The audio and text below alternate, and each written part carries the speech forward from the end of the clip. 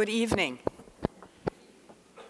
I'm Daryl Klott, and on behalf of Viterbo University and Rick Kite and the D.B. Reinhardt Institute for Ethics and Leadership, I want to welcome you all here tonight. Director James Wilson and your choir, you were utterly fantastic. No wonder this is Viterbo's premier choral group here at Viterbo. I have the very best job on the face of the earth. I am a teacher, and I'm proud to say that I'm a Holocaust educator. Before I get going, I want to just announce to you that our CBS station, Channel 8, WKBT, they will be broadcasting tonight's presentation, and it will be on Sunday night, April 2nd at 7 p.m., and it'll be on the 8.2 channel. So if you want to record it that night, or you want to let people know that couldn't get in tonight, or friends of yours that aren't here, that they can watch it that way. It also is it's on the Viterbo website. It'll tell you how to access it. It'll be on the Viterbo Facebook page. We have very special guests in our audience tonight who are part of our 16th Holocaust Educator Workshop. Isn't that amazing? 16?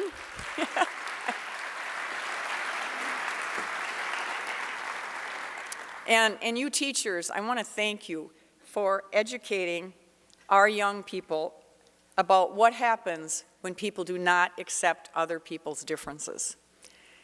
Our schools have the responsibility to teach our students that every one of them has the power to make a difference by not being bystanders. I'm proud to say that we have a total of 75 teachers here tonight. Would you please stand up? Teachers, where are you?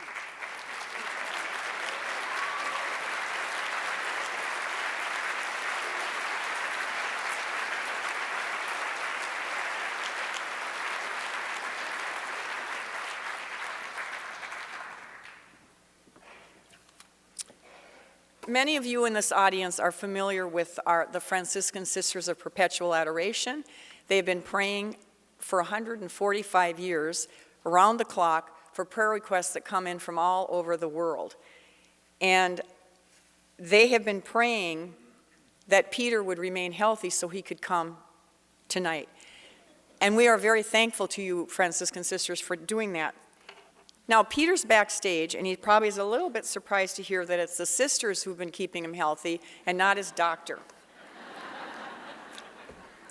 I am thrilled to see so many of you here tonight because you're about to touch history. Ultimately, it is only through remembering and reflecting that we can gain an understanding of the past and not repeat it. You're going to hear about the past from Peter, who lived it, who lived the history.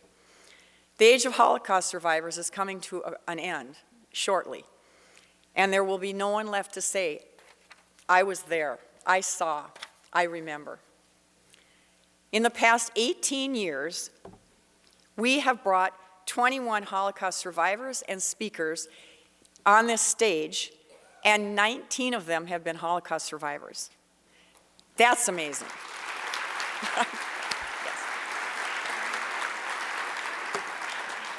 And we know how blessed we are to have been able to have this honor to do this. Peter Feigl was born in 1929. By the way, he doesn't mind if I say this, he's 94 years old. He was the only child of his secular Austrian parents. And when they returned to Vienna in 1937, they had him baptized as a Catholic, hoping to keep him from Nazi persecution. But he was still racially identified as a Jew. The Feigls fled several countries to escape the persecution from the Nazis. But Peter's parents were arrested and sent to Auschwitz, and within 1 month there, they were both murdered. And that left Peter an orphan at age 13.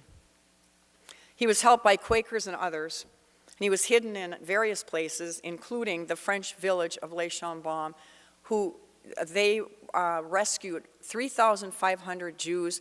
Most of them were children. Peter was eventually helped across the border into Switzerland and that was in May of 1944, and in 1946 he came to the United States. He wrote 2 diaries, one August 1942 through May 1944, or both of them. And defying all odds, both of those diaries were recovered. And they have been cited in a number of documentaries and books. One of the books in which Peter appears is Salvage Pages by Alexandra Zapruder. Now, some of you in this audience saw Alexandra present last year when Peter was supposed to be with us and he was ill. So I have to tell you about a conversation that I had with Peter the other day. We were talking about the night in March, late March, when his father abruptly made the decision that they were going to leave their home in Vienna and they were going to go into Belgium because Austria had been annexed by the Germans, and they knew that there was going to be more persecution and loss of life for the Jews. So just like that, overnight, the father decided that they were going to go to Belgium. They each packed 1 suitcase. They abandoned all of their worldly possessions. And I asked Peter if he took any of his treasures in that little suitcase. And he said, no, Daryl. He said, all we could take were our clothes. And he left his beautiful toy train set and everything that he owned. I can't imagine. Think about this, you in the audience. Can anybody imagine having to do that? But that's what you do when you're trying to save your life. I've been haunted by that story. And now, without further ado, it's time for you to hear Peter tell his story. And I just want to tell you that you might as well prepare to fall in love, because you're going to. So, Peter, my dear friend, come on out here, please.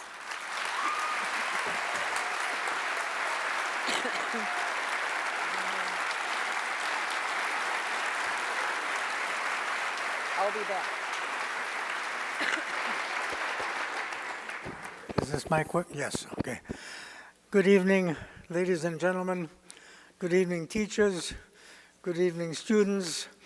I'm here to, first of all, I'm humbled and honored to have been invited by the D.B. Reinhardt Institute for Ethics and Leadership to speak to you this evening. And I'm also grateful to you for having shown up this evening.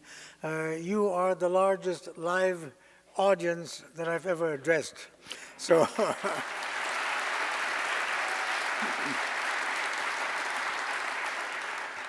inasmuch as there are a number of young students here, and since many of the, if not most of the students will have heard me this morning and will have to listen to me again tomorrow, I'm going to spend most of my time this evening to speak to the young people here, to the students, and tell them a little bit about what I lived through. As you heard from Mrs. Klott, I'm 94 years old. At the time that I'll be talking to you about, I was about 11, 12, 13, 14 years of age. Some of you are in that age range. So let me tell you that for background, I was born in Germany. My father was a mechanical engineer, a graduate engineer. My mother was essentially raising me. We lived what I would call an upper middle class life. That is, things were good. My father drove a big convertible car around. There was a nursemaid who looked after me when I was very young. Of course, my first 1, 2, 3 years, I have very little memory of that. But when I was, in 1933, when I was 4 years old, there was a monumental change in Germany. A man by the name of Adolf Hitler came to power. And I, as a 4-year-old, I was already playing with lead soldiers, toy soldiers at the time. I was fascinated by all the fanfares and military marches, music, uniforms, and so forth. And even then, I was thinking, oh, gee, I'd like to be a soldier too someday. But anyhow, I was still too young, and As I said, we lived a comfortable life. My father was born in Austria. Sometimes in the summer we would go visit his family in Vienna. Sometimes we would spend the vacation on the beach or go to Switzerland and to the mountains. So life was very good. And when I turned 6 years old, I went to the first day in school in Berlin. And at that time, I was very excited. And by the way, first day of school in Germany, you get a big cone filled with candy. And boy, that's really something we all look forward to. So anyhow, in first grade in school, I had a teacher. My parents had told me to be sure to obey my teacher. And I should also tell you that as far as religion is concerned, I knew absolutely nothing about it. My parents were totally secular. That means they didn't go to church, they didn't go to temple, there was no prayer, so I knew nothing about that. But in first grade, my teacher began to teach us from a book which was entitled The Poisoned Mushroom.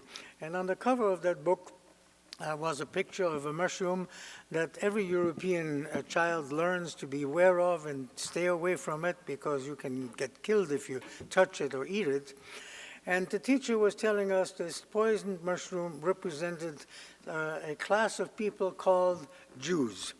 Now, Jews, I was told, are very bad people. They lie, they cheat, they eat garlic, they stink, they molest children. I didn't know what that meant, molesting children, but anyhow, it had to be something bad, I'm sure. And so I was told that these people are terrible and they must be avoided, and they're just like vermin. And what do you do with vermin? You exterminate them. You have to get rid of them. And of course, not knowing any better, I believed all of this, and I didn't tell my parents about it, but I didn't give it a second thought. After all, my teacher knows best, and I'm going to follow instructions that I got from her. And if this works, yes, then I'll walk around a little bit to let you know that I can still walk too. So with that, I then continued getting my education, and I was taught to hate Jews. Now, what I didn't know at the time was that in Germany they had passed laws defining who was a Jew. It wasn't a question of whether or not you believed in it, whether you attended a temple or not. The mere fact that your great-grandfather was Jewish or your great-grandmother was Jewish, that also made you a Jew. I didn't know that. But I did believe that Jews were very bad. So all of a sudden, in 1937, beginning of 37, my parents suddenly left Germany and we went to Vienna, the hometown of my father. And that wasn't too much of a shock for me because they spoke German in Vienna also. And in Vienna, my mother and my father had a conversation and they said, now let's see, we're here in Austria. We've just left Germany where they're ranting and raving and stirring up hatred against Jews.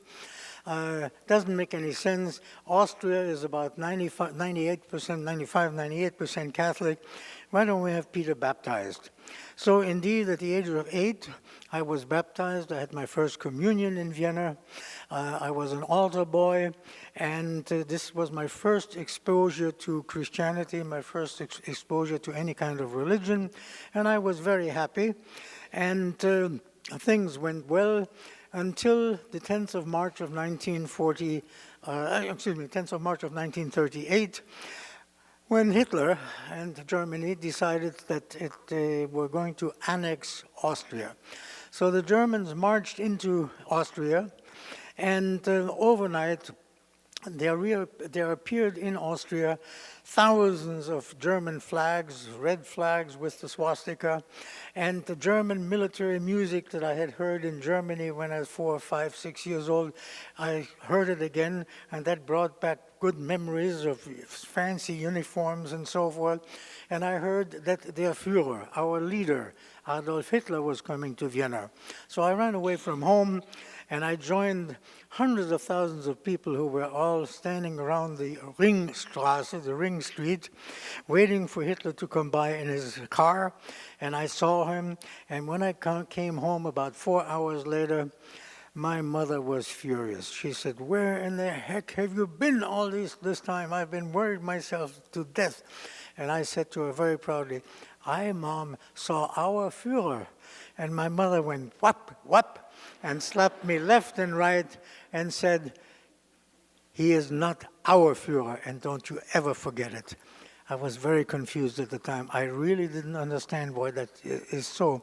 But within a matter of about 10 days, we packed one suitcase each, my mother, my father, and I, and we left by train to go to a country called Belgium. Well, at the Belgian border, the German police interrogated my parents and wanted to know, "Why are you leaving Germany, the great German Third Empire?" And my father said, "Look, we're not leaving, we're coming right back. As you can see, we only have one suitcase each. All our belongings are back in Vienna, and we'll be right back, but my company has an office in Belgium, and I'm just going to take them for a week." So they finally let us go, and now we arrive in Belgium. And suddenly, as I said, this is 1938, I'm 9 years old now, I find myself in a small furnished apartment, nothing like the fancy place that we had in Austria or Germany. And I was desolate because I had to leave behind my toy soldiers. I had to leave behind my electric train set and my scooter. All my belongings were gone. And what I didn't realize was that my parents had left all of their belongings, all of the furniture, the silverware, the everything, the books in their library, everything was gone.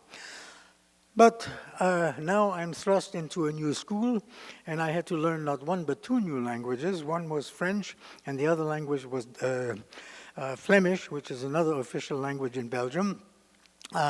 And within a matter of 6 months, I was speaking French fluently. I had gotten used to living in Belgium. I had made friends in school, and things were going pretty well. There were rumors circulating about war, but I didn't really understand what war was all about. That's playing with my toy soldiers, right? So there's nothing to worry about.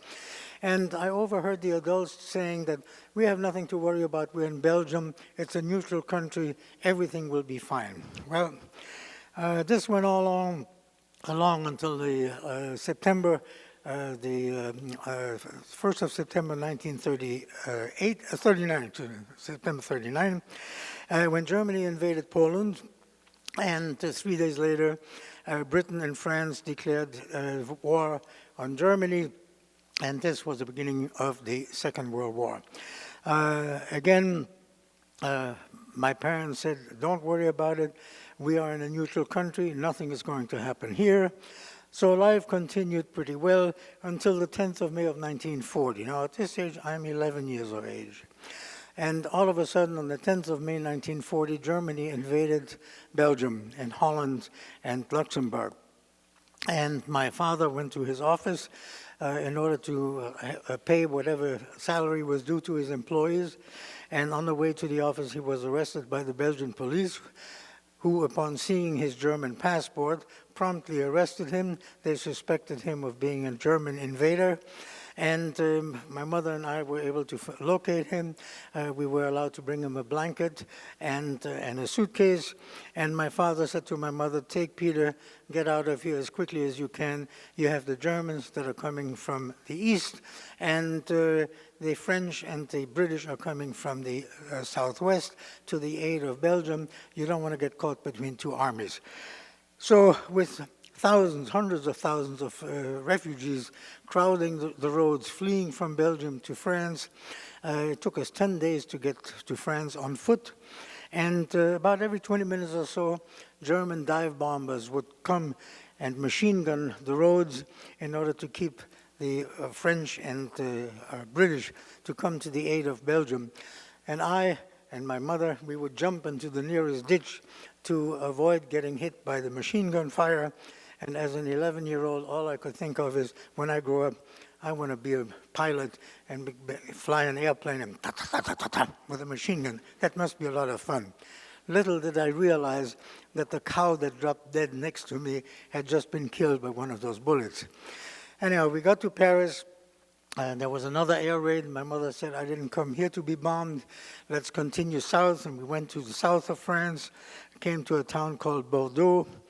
And there my mother reported to the police, because you're not allowed to stay in a town without first registering at the police. And the French policeman said, well, now let me see, madame. You were born in Germany, and you married an Austrian, so that makes you an Austrian. And you come from Belgium, but you don't have a visa to be allowing you to be in France. And you're accompanied by your son. He also doesn't have a visa. And you're also accompanied by your mother. I don't know what to do with you. Go to the gendarmerie. The gendarmerie is the national police. They scratched their heads, said, I don't know what to do with you. Go to the prefecture. And that's sort of like a county administration. And there the man said, oh, we have experts who know exactly what to do with people like you. You're going to take a train. You go to a place called Oloron-Sainte-Marie, and there they'll take care of you. So when the train pulled in there, the train was surrounded by French gendarmes, policemen with machine guns, and they put us on trucks, and 20 minutes later, they dropped us into a French concentration camp or detention camp called Gurs.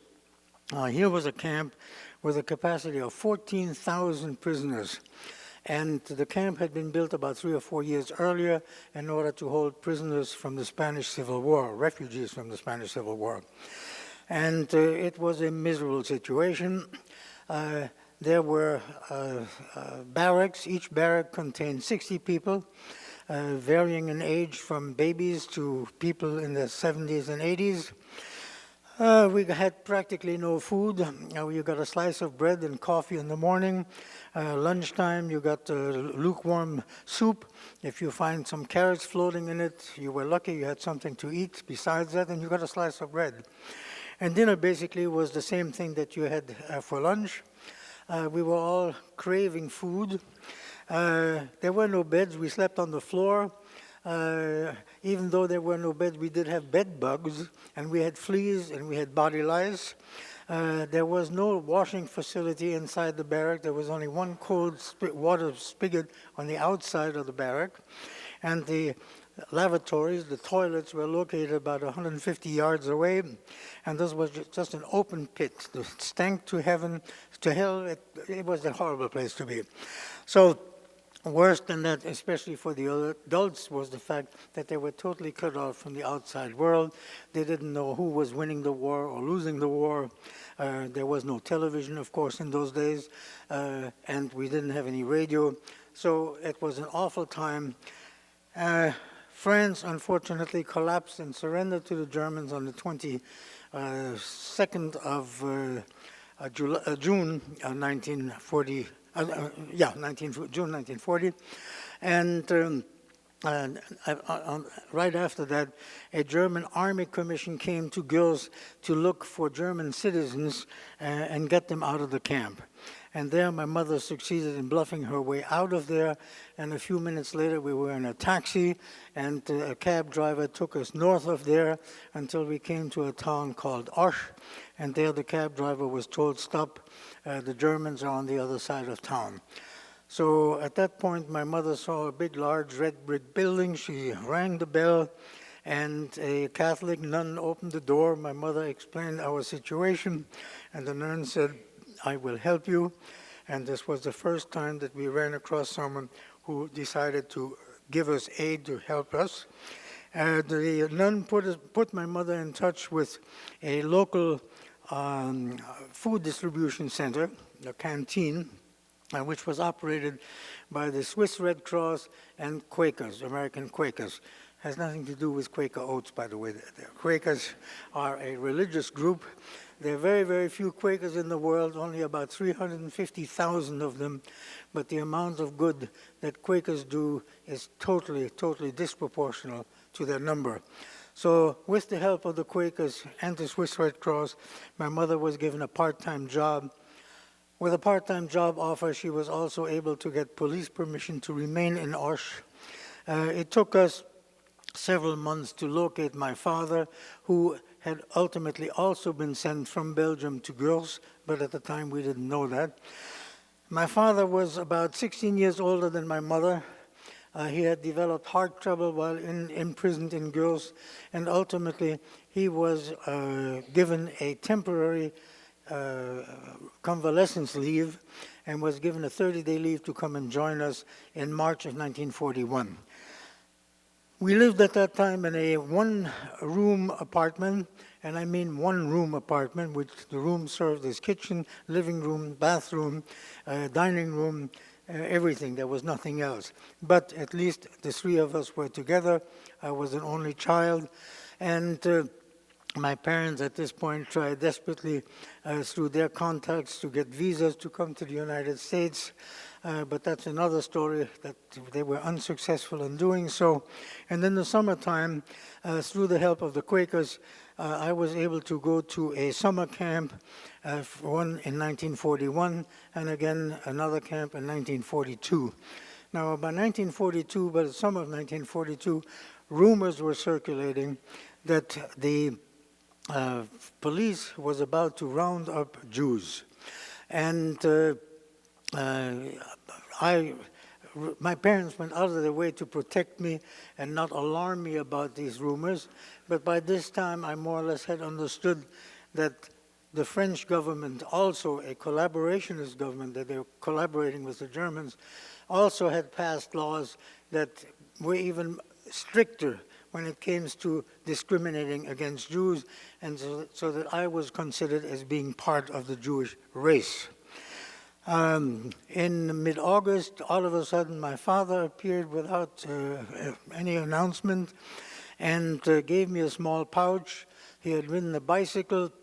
I was surprised to see a man with heart trouble covering a distance of 20 miles on a bicycle. He told me not to look in the pouch, but to put it in my pocket. And we were standing on the crest of a hill, and as my father disappeared from my view, I was suddenly overcome with a terrible feeling that I will never see him again. And indeed, a few days later, on the 27th of August of 1942, I'm now 13 and a half, the director of the summer camp, Mrs. Cavaillon, who was a devout Catholic lady who frequently took me with her to the 7 o'clock Mass in the morning, she called me into her office and said, "Peter," or Pierre, as I was called then, "I have some bad news for you, but don't worry, I'm going to organize a novena. Your parents were arrested yesterday in Osh, but I'll take care of you, and I'm sure at the end of the novena, your parents will be restored to you." Well, a couple of days later, the French police came and wanted to arrest me also. Mrs. Cavaillon, the director, made me sick and showed the police that I was running a high fever and that I couldn't be transported. And the police said, "Okay, we'll let him go this time, but we'll be back to arrest him again." Mrs. Cavaillon received a couple of postcards from my mother begging her to look after me. So Mrs. Cavaillon contacted the Quakers and said, "Look, I've got a child here that is considered Jewish by the police. They're trying to arrest him. Please help me take the kid off my hands." And the Quakers then arranged for me to be included in a transport of some 500 orphan children that would be transported from the south of France to the United States on a ship that was supposed to leave somewhere around the end of November of that year. So on the 6th of November, Mrs. Cavaillon, I should mention here that on the day that Mrs. Cavaillon told me of my parents' arrest, the 27th of August, I began writing my first diary. And it starts on the 27th of August, keeping a record on an almost daily basis of everything that was happening to me and was happening in the area around me. And and on the 6th of November, Mrs. Cavaillon actually took me to the Mediterranean, to Marseille, in order to wait for the ship to go to America. I was turned over to the Quaker office there. They put me in a sort of an orphanage while I was to await the departure of the ship on the 26th or 27th of November. And on the about 4 days later, on the 10th of November, the Germans invaded the southern part of France and occupied it as well. And the very first thing that they did was to stop all ship traffic in and out of Marseille. So in my diary, I wrote, "Goodbye, America." I realized that this meant curtains for me. I'm not going to make it. I still didn't know what had happened to my parents. There were rumors circulating that people who were arrested were being, quote, resettled, end quote, resettled in the East. But no one really knew what that meant. I kept hoping that before too long I would get to see them again. But time went on. I was then moved from one location to another, children's homes, and finally in January of 1943, rumors were circulating that the Jews were about to be arrested in the Marseille area. So again, I was told to be ready on a moment's notice, and with just whatever I was able to carry, a change of underwear and change of clothing, I was sent to a mountain village called Le Chambon. Now, this is a mountain village at an elevation of about 3,500 feet. It was in January. On the 15th of January, I arrived in this village. It was very, very cold, almost as cold as it is here in the middle of the winter. The roads were covered with snow and with ice. And a young man called Daniel Torkme met me at the railroad station at midnight. And we hiked for about two and a half hours until I came into the home which he managed. It was a place called Les Grillons, which are crickets, the home of the crickets.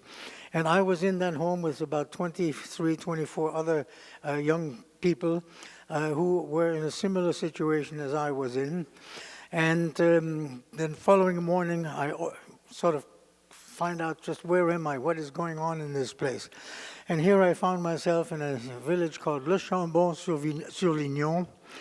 It's a small village, total population of about 5,000 people.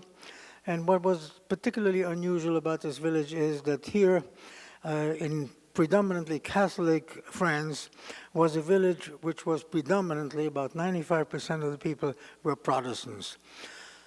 Now, the Protestants had been persecuted in France back in the 16th century when Protestantism came to life, was born. And the people the Catholics massacred tens of thousands of Protestants at that time. Many of them managed to flee to this mountain plateau, and they survived there, and they formed their communities. And these were very almost evangelical type Christians who truly believed every word that the Bible said to do for them to do. And there was a documentary made about this village. The documentary was called Weapons of the Spirit. The pastor of the village inspired his congregation by telling them at the time when France surrendered to the Germans that now is the time to fight the enemy with the weapons of the Spirit. But he was a pacifist. He didn't ask him to go and take arms against the invader, but his people understood what he meant. The producer of the film is taking a shot of a lady, an elderly lady, who is shuffling towards her temple, and she's got a Bible in the crook of her arm. And he says to her, "But madame, didn't you know that what you were doing was illegal? You could have been executed for helping Jews. That was against the law." You could have had all your property taken from you. Your children could have been sent to a re-education camp. And she says in the most natural way, it says here in the book, if someone is hungry, you ask them to table, you share what food you have. If someone is sick, you go to their bedside and you try to bring them cheer. If someone needs shelter, you open your doors and you provide shelter. So it was the normal, for them, the normal thing to do. Isn't that what everyone does? And so some 5,000 villages and in the surrounding area saved some 5,000 refugees, of whom about 3,500 of them were Jews. Many of them were children, and I was one of those children. So this is a most unusual situation. Those people could have made a fortune selling what little agricultural products that they had on the black market, but instead they shared what they had with the people that were in need. They had meetings in their, what they call their church, a temple, and they had a song there, it's like a hymn, and they, in that song, they remind all the participants of the days when they were refugees and they needed shelter, and remind their young never to forget what their ancestors had to go through. And that is what motivated these people to a great deal. So I was in that village for approximately 8 months.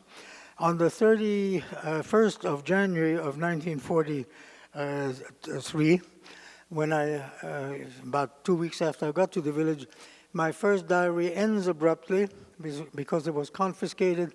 It contained the names of people and addresses. If that had fallen into the hands of the police, it would have been curtains for those people. So my diary disappeared, and it didn't reappear until about 45 years later through some really unusual circumstances. But I forgot all about that diary. Daniel Trocme, who had met me at the railway station, was arrested in June of that year, in 1943. He ultimately wound up in a concentration camp and was killed by the Germans, who could not believe that a Christian would go to that trouble of hiding Jews. They couldn't believe that. So not long after he had been killed and the home of the Crickets had to be closed, I was told to be ready at a moment's notice to be moved elsewhere. I was given a false identity. My name became Pierre Fesson, a good French-sounding name, and same birth date. And I was given instructions on when to take a train, where I was to get off. And I found myself in a small town in France called Feigl, in a boarding school. Obviously, since I wasn't able to go home to my parents at the end of the school day, it had to be a boarding school. And there, together with a number of other kids, we continued to get our education. And we were passed off as being Christians, non-Jews. Again, I figured that there must have been another person who did the right thing. And as I learned about 30, 40 years later, that person was the principal of that high school, who, at great personal risk, he could have been executed for hiding us and saving us. Mr. Gozzi saved us, and on May the 22nd of, May the 12th of 1944, a German SS division, das Reich, came into town and ordered all the men to report to a labor detachment. Now, at that point, I was a little smarter than I was when I was 11 and thought of being a pilot. And I figured that even though I hadn't quite reached the age of 16, I better lie low. But I was still an altar boy, so I was hiding in the adjoining church there, climbed into the bell tower, hid there for 24 hours, and when I came back down, I discovered that the other fellows that had come from Le Chambon with me had disappeared, and I was contacted by French Jewish underground people who masqueraded as Boy Scouts, And they told me, you can't stay here anymore, it's too dangerous for you, we're going to have to arrange for you to be sent somewhere else. A few days later, I got instructions on what to do, and indeed, I then was given instructions on the 22nd of May of 1944, I'm now 15 and a half, where to get off the train. And by the way, all of this is mentioned and described in my second diary, that second diary which I started on the 1st of January of 1944. And there we were met by passeurs or people smugglers, who gave us instructions on where, when, and how to cross the border into Switzerland. We were told to throw our backpack over the barbed wire fence, climb over the fence, run through the no man's land to the second row of barbed wire fences, which was part of the Swiss side, get over that fence, and then we would be in Switzerland and we would be safe. Well, again, it's described in my diary. I even drew a sketch once I was in Switzerland of what the border crossing looked like. And there I was arrested by the Swiss police as an illegal immigrant. And at that point, I was being interrogated. What was I doing in Switzerland?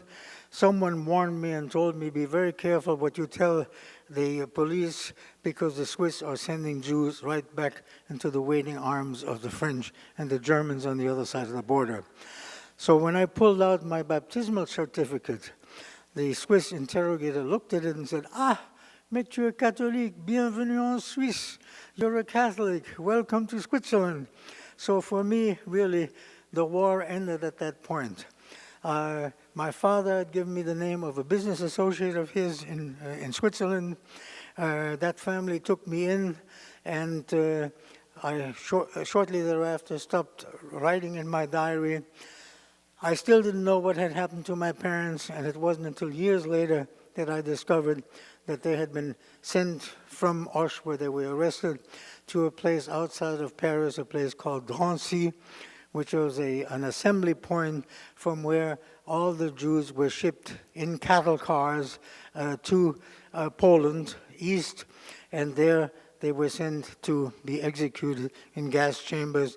And it wasn't until the 1990s that I really learned that my parents had been killed in that camp. Now, I wouldn't be standing here today if I hadn't had the good fortune of running on several occasions to people who did the right thing.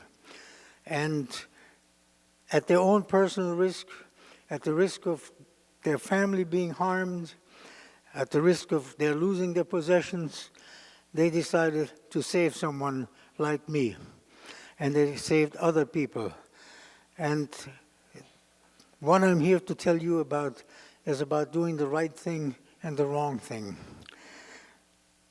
Among you students, there isn't anyone here who has not at one time or another seen someone being bullied, or was the bully, or witnessed someone being bullied. And when you see that the next time, it behooves you to stop it right then and there. Stop it dead in its tracks. Why should you do that? I will be giving you two reasons for that. The first reason is because it is the right thing to do. And everyone here knows right from wrong. But if that's not enough, I'll give you a second reason. And the second reason is called self-preservation. Now, why self-preservation?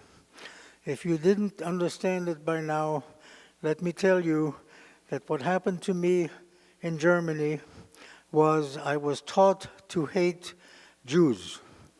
I was taught to hate people that I didn't even know I was considered being one of those. But the sad thing is that young people are easily impressed. And so I was taught to hate someone. What happened? Why was I taught that?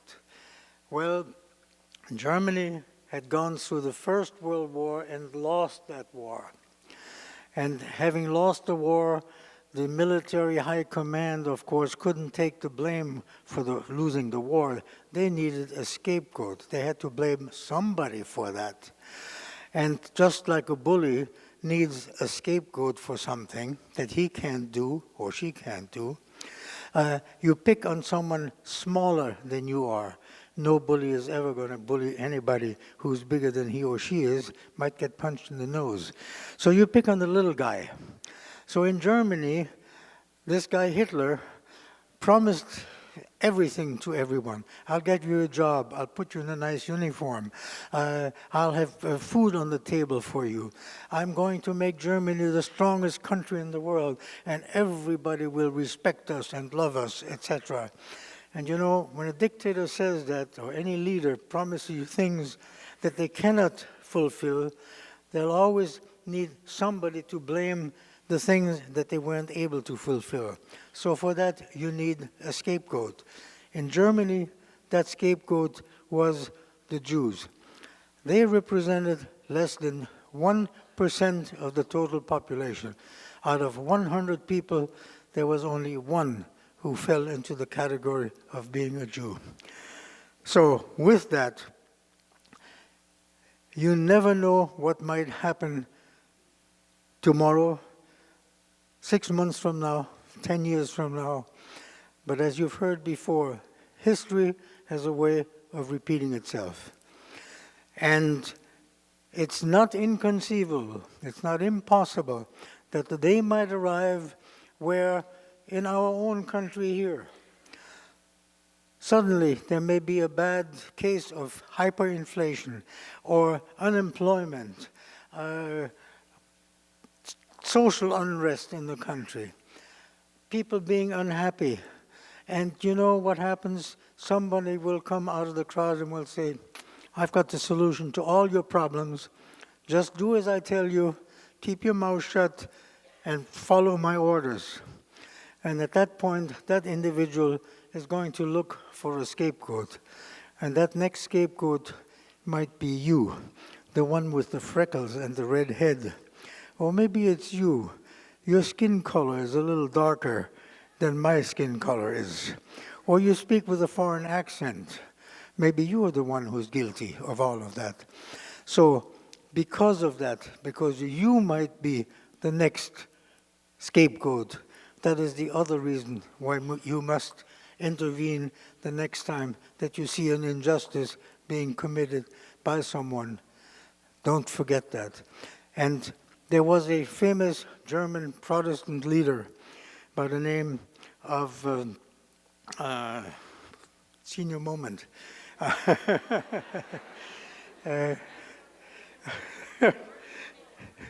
Niemöller. Thank you. Pastor Niemöller first followed Hitler. He thought that he was a good man, that he was going to help Germany get back on its feet economically. So he went along, and after a while, when he saw what was happening, he opened his mouth and gave an indication that what Hitler was doing was wrong. So the reward for doing that was that he was arrested, and he was sent to a detention camp, but he was fortunate. He survived the war. And at the end of the war, he explained it in the following way. He said, when they came to arrest the neighbor next door, who was a socialist, I said nothing. I'm not a socialist. When they came to arrest the other neighbor, who was a unionist, I kept quiet. I'm not a unionist. When they came to arrest the Jew, I said nothing. I'm not a Jew.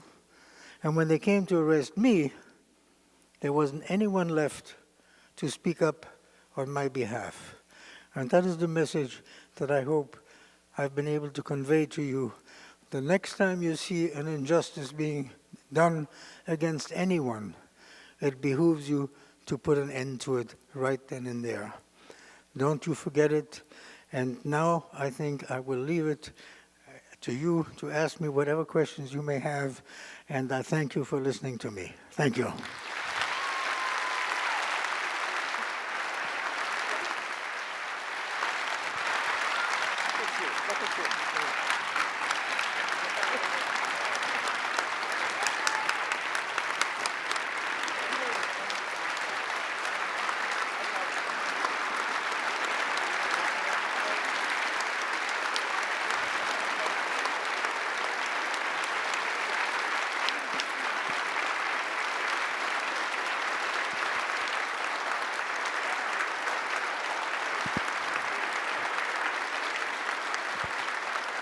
Thank you. Thank you very, very much.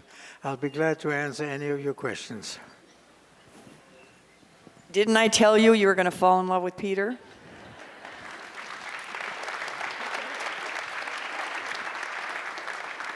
Now we're going to do a Q&A, and boy, the lights are really, really bright. But you can raise your hand, and I'm going to try to call on everybody, but I'll tell you right now it's not going to happen because Rick Kite's going to cut me off here. But and I'll try to get some people up there. But what's going to happen is I want you to stand up and ask your question, and I'm going to repeat the question so everybody can hear it, and then Peter will answer it. Good? Right there.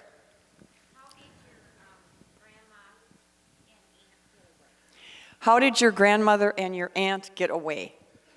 My grandmother got away because she had another daughter, my aunt, who lived in Paris, and she had married shortly before those days someone who was a Latvian, a country that was not yet at war. So she had acquired a Latvian citizenship, and her daughter and her husband were able to take my grandmother, who was handicapped. She had a crippled foot, and they succeeded in getting her to come with them through Spain and Portugal and come to the United States in about the summer of 1941, before Pearl Harbor, before the United States went to war. Great. Way back there.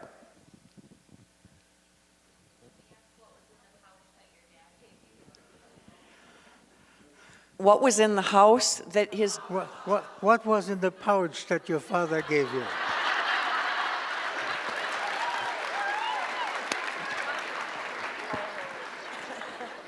Thank you. You were awake during the entire time that I spoke. Very good of you. All right. So my father told me, don't look into the pouch, just put it in your pocket and keep it. Needless to say that as soon as he disappeared from view, out came the pouch, and I had to open it and look inside. And what did I find? It contained my father's gold pocket watch. It contained a silver horseshoe, which was a good luck charm that was on his automobile keys. But it also contained a gold bracelet that belonged to my mother, a big ring that my mother wore all the time, a few other small pieces of jewelry, and a very, very small amount of money. Needless to say that when I saw those objects that were, of course, dear to my parents, I came to the realization that they must have anticipated something terrible happening to them.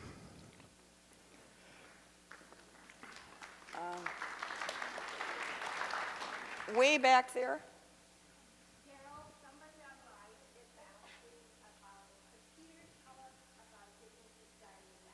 Okay, somebody online has asked the question, can you talk about getting your diaries back? Ah, that's another interesting story.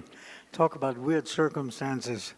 So, my second diary was in my backpack as I went over the border into Switzerland.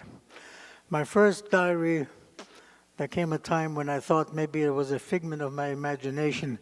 I must have dreamt that one.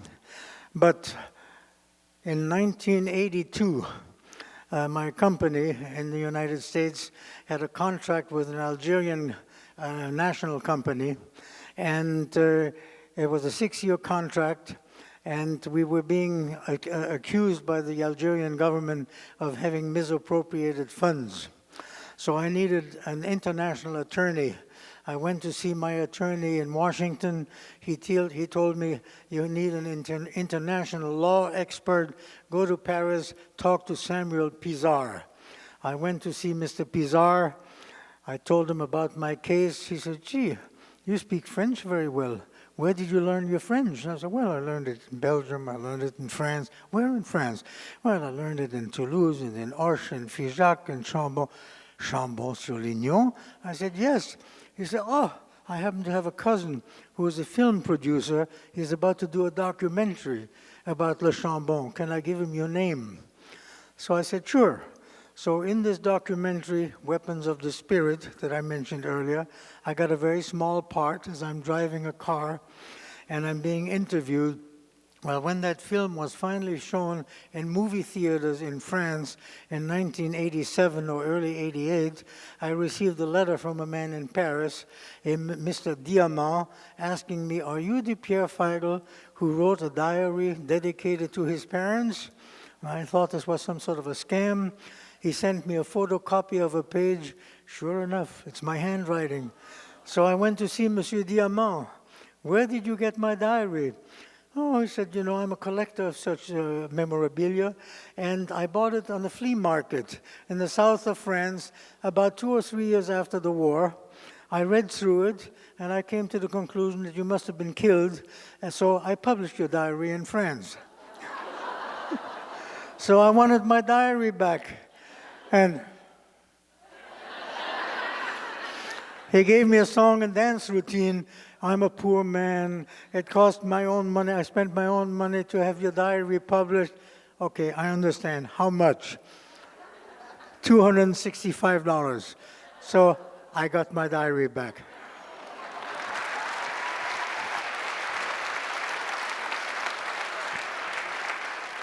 But that's just one. What about the other one? Pardon?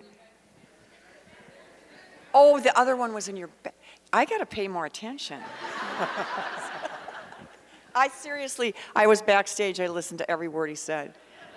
I just didn't memorize it. No. Okay. Yes.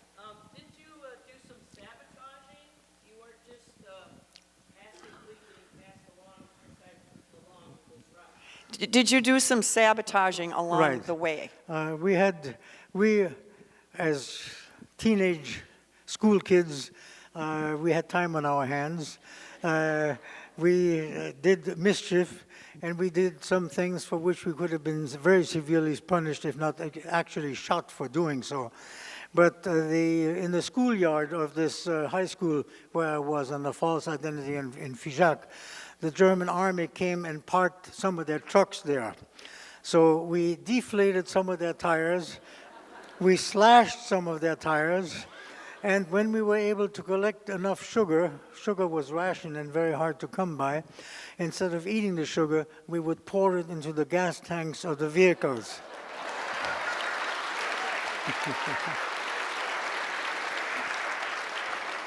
And when you mix sugar and gasoline, your car will run for about 5 or 6 minutes, and then the engine freezes up. So that's what we did in sabotaging them. Great. Is there anybody up there that would like a? Okay, right here. Did you make any friendships in your youth, and are you still in touch with them? Did you make any friendships? And are you still in touch with them?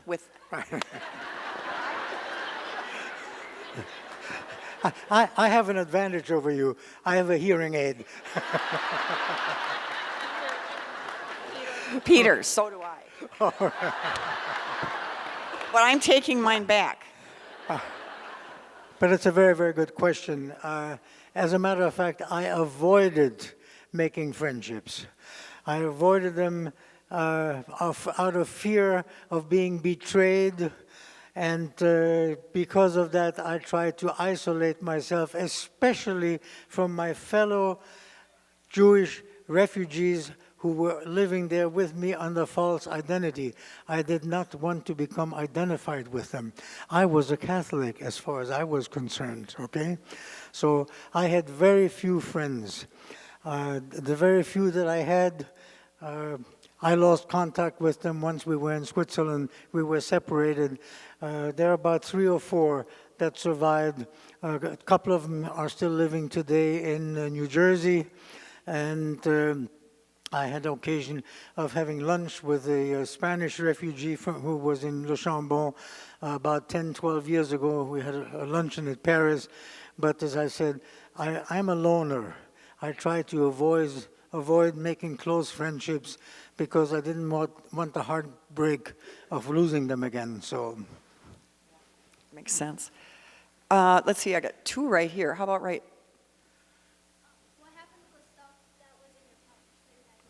What happened to, I can do this one. What happened to the stuff? Things that were in the pouch. Yes. Well, I wish you hadn't asked that question. I'm afraid that once I was in Switzerland, I was 15 and a half, and in Switzerland, at that age, you're allowed to go to a nightclub dancing. I loved to dance. And however, you had to have a girl partner if you're a boy. And back in those days, the girls didn't pick up the tab for the boys, but the boys were supposed to pick up the tab for the girls. So I'm ashamed to say that I sold most of them in order to get money, in order to be able to go out and enjoy life. Somebody over here had... Oh, okay. I thought there was another... Okay. Okay, I'm searching carefully. Yes, in the back.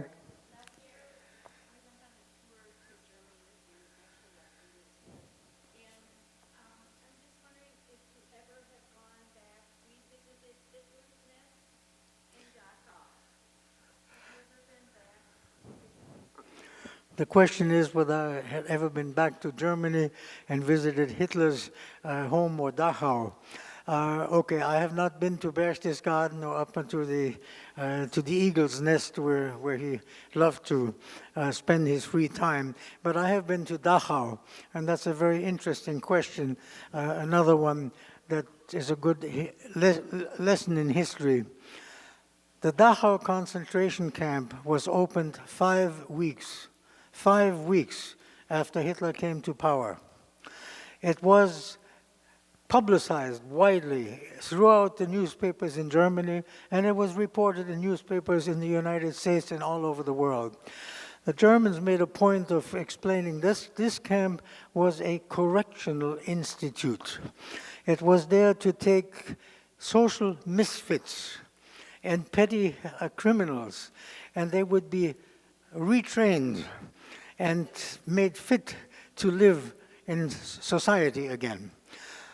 In that camp, Dachau, which subsequently became a camp where people with the wrong political ideas were imprisoned, socialists, communists, and what have you, later on also Jews.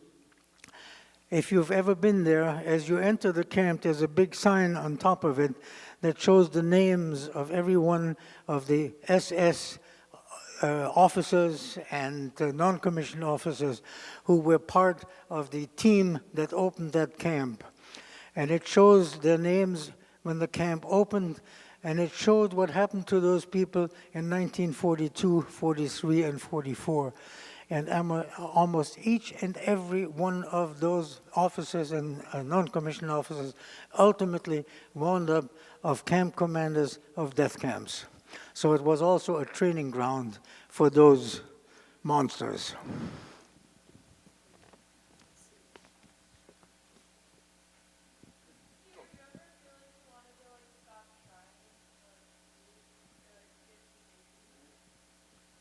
Did you ever feel like you wanted to give up and stop trying?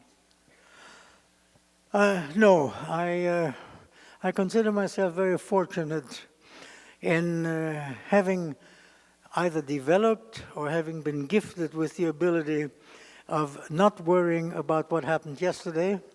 There isn't a thing I can do about changing it, so why should I be worrying about it? And I'm equally gifted with the ability of saying there are some things that I cannot change, so the things I can't change, stop trying. You're wasting your time. As an example, when I was about 42, 44 years of age, I was the president of a consulting company, and the company was on the verge of going bankrupt. And I came home on Friday evening, and my wife said, "Peter, what are we going to do if the company shuts down and you have no money?" I said, "Shut up. I don't want to talk about it." As far as I'm concerned, when I left that office and closed the door, I turned off a switch, and I forget about the whole thing until Monday morning, not when I leave home, but Monday morning when I set foot inside that office. Then I'll turn the switch back on, because my worrying about it over the weekend and talking with you about it doesn't change one iota in the outcome. I consider that a gift. It used to drive my wife nuts.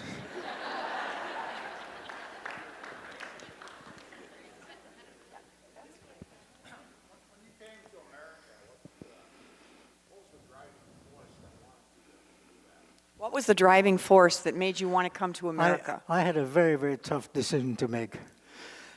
Once my relatives, my distant relatives, had discovered that I was in Switzerland, they didn't know that in the beginning, I had three choices. I had an uncle and an aunt who lived in Innsbruck, Austria, and they had survived the war. Germany, Austria was in ruins. I had an uncle and an aunt in England, in London. They had been bombed once. And I had an uncle and an aunt in the United States. They had never been bombed. So I decided to come to the United States.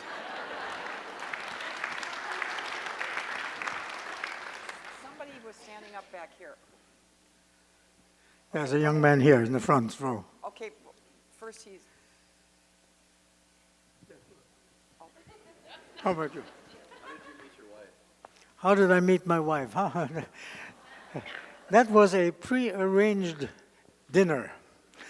My aunt was selling German coffee makers called Melita back then. They were unknown in the United States. This is 1953. And she was selling them to my future mother-in-law, who was the manager of the gourmet shop in Bloomingdale's, a fancy department store in New York. And they started talking, and how are you doing, Mrs. Washer? Oh, don't ask me. My daughter just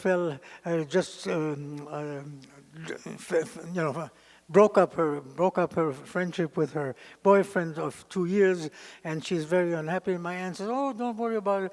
My nephew just came from Dayton, Ohio. He doesn't know anyone in New York. I'm having them over for dinner. So I was told to come for dinner to meet a nice girl. And I said to my aunt, I'm not interested in nice girls. and my aunt said, just because the girl is nice doesn't mean that she'll go with you in the evening, maybe to your home. I said, well, okay, in that case, I'll come to dinner. So we met, and within the first 10 minutes, I thought she was a communist, and she thought I was a Nazi.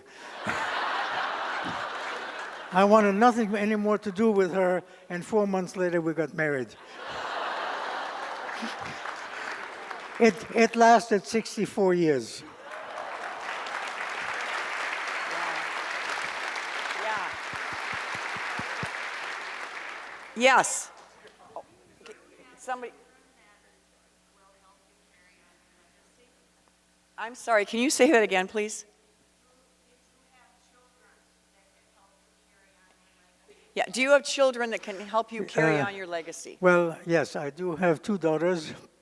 One of them just now started getting Social Security and Medicare. The other daughter is about 3 years away from collecting it. So, but the oldest one also has two boys, my two grandsons. One of them is 27, the other one is 30. One of them is in California, and the other one is in New York City. Frankly, my two daughters, I think, have their hands full earning a living, and I'm grateful to them for not being forced to support them. And the two boys are also doing well. They're both graduates of Penn State, better Penn State than State Penn. And the oldest one just got engaged to his girlfriend. They've been living together for 3 years, and they got engaged about 2 weeks ago. Young man, do you have a question? The young man in the front here. He's been on the trying, right. but now he's ignoring us. Oh, here. Didn't you have a question? No? Okay. Okay. Oh, I'm sorry, right here. Can you stand up? Did you say the religion that you were baptized in? What religion were you baptized in? Oh, I was baptized Catholic, in the Roman Catholic Church. I'm sorry, what was that? Oh, did you stay Catholic? Well, in my In my business career, I have had the good opportunity of traveling to some 67 countries in the world. I have dealt with and lived with Buddhists and with the Shintoists and with Sunnis and Shia Muslims and with Christians and Hindus, and I have come to the conclusion there's got to be more than one right religion, because each and every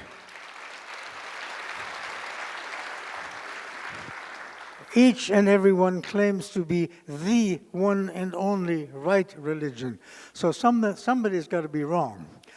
So the answer to your question is, I'm searching for the truth.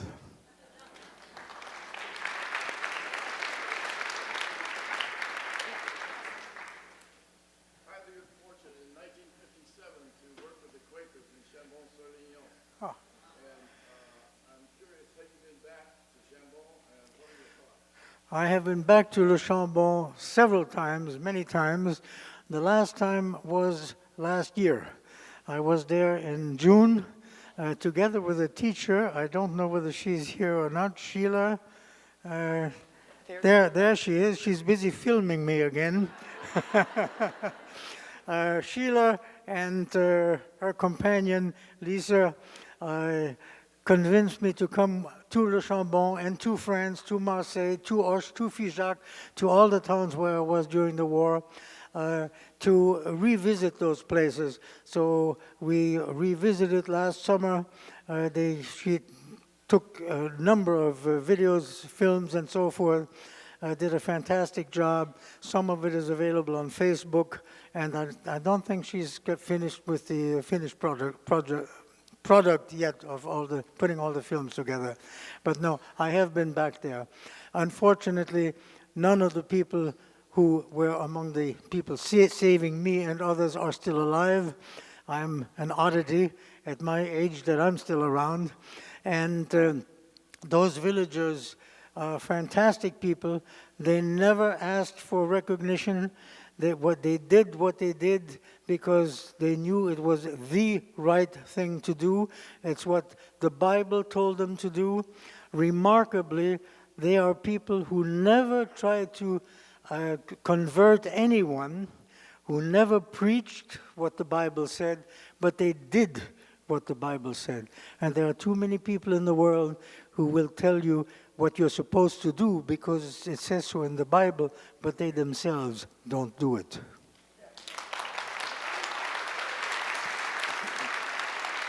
We're down to 2 questions. Okay. Only 2. Okay. 2 more questions. Well, okay, right there. Oh, see, you're going to get mad. Okay, we'll go 3. Yeah, 1 up here. Go ahead.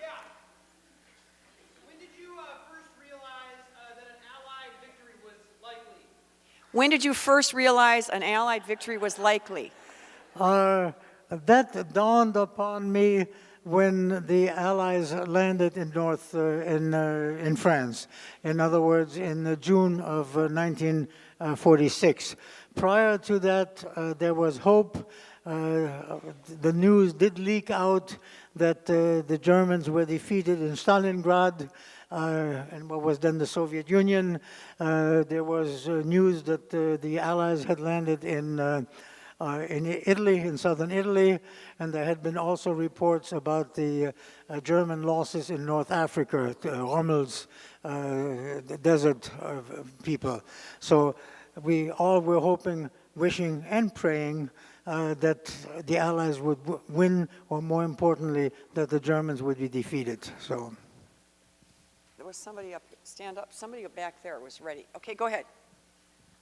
There are people who believe that the Holocaust did not happen. How would you address those people? How do you address the Holocaust deniers? Well, I'm an American citizen, and like probably each and every one of you here, one thing we all have in common: we hate paying taxes, right? So, do you really believe that some 80 million Germans would pay year after year after year for the last 75 or 80 years taxes running into the, not hundreds of millions, but into the billions of dollars in order to preserve or create monuments to remember, to remind the German people of what their ancestors had done. Wherever you go in Germany today, you come out of a subway station in the middle of Berlin, get up to the top of the stairs, and there's a big sign above it saying, "Sites never to be forgotten." And there are the names of all the death camps that the Germans created. You go in the most expensive real estate in Berlin, just to the right of the Brandenburger Gate, there is a very large, in terms of surface area, monument, a memorial to the Jews who were killed. No matter where you go, in towns, villages, on the sidewalk, they have something called Stolpersteine. Those are little brass plaques about 4 or 5 inches by 5 inches, bearing the names and the date of birth and the date of death of people, of Jews who lived in this apartment. You find those all over Germany. So my answer to you is, do you really think the people would be putting up these things to be reminded of that if it hadn't happened?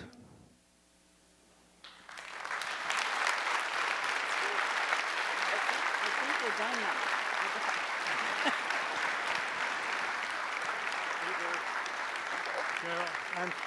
I'm sorry. I'm not ready for my funeral yet.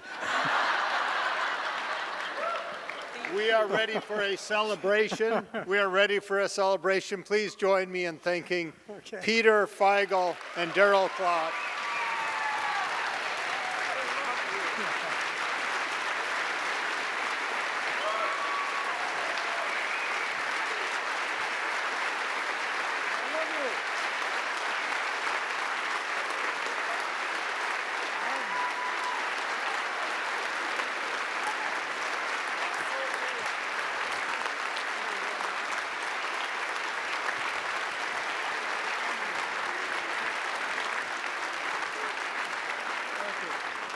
We have refreshments in the lobby. We have some of Peter's books. Peter will be available for book signing. Please join us.